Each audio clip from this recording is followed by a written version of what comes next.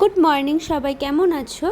তো সকাল সকালই দেখো আমাদের জাতীয় পতাকা দিয়ে ব্লগটা শুরু করলাম। বাড়িটা এইভাবেই সাজিয়েছি। তো সবাইকে শুভ স্বাধীনতা দিবস।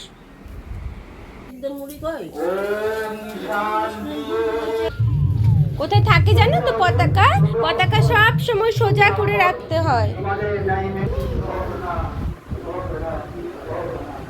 সুন্দর করে রাখো।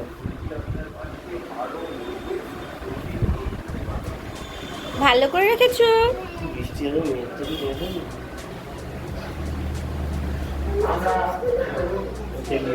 চিপস খেতে হবে না, আগে খাবার খাও।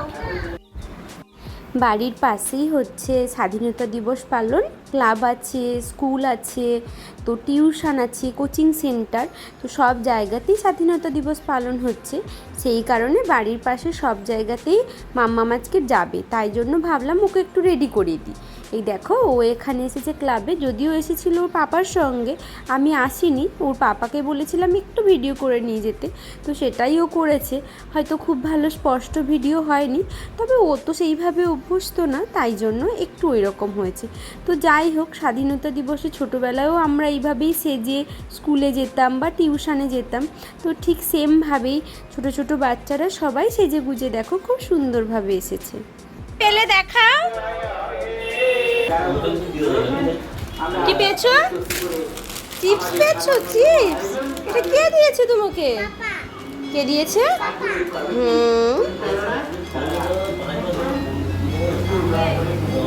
আর এগুলো পেয়েছো? মিথ্যে কথা, হজমোলা কেউ দেয় তোমাকে? হ্যাঁ হ্যাঁ হ্যাঁ, সবাইকে হ্যাপি ইন্ডিপেন্ডেন্স ডে বলো। হ্যাপি ইন্ডিপেন্ডেন্স ডে বলো। শুভ স্বাধীনতা দিবস। আর জয় হিন্দটা করে দেখাও, বাম হাত দিয়ে না ডান হাত দিয়ে? জয় হিন্দ এরকম করে করে, আবার ওই দিকে করে, ঠিক দিকে করো। জয় হিন্দা কি রে? জয় হিন্দ। হাতে কি পড়েছো দেখি? ওই হাতে কি পড়েছো ওটা? বাবা, এটাকে কি বলে জানো?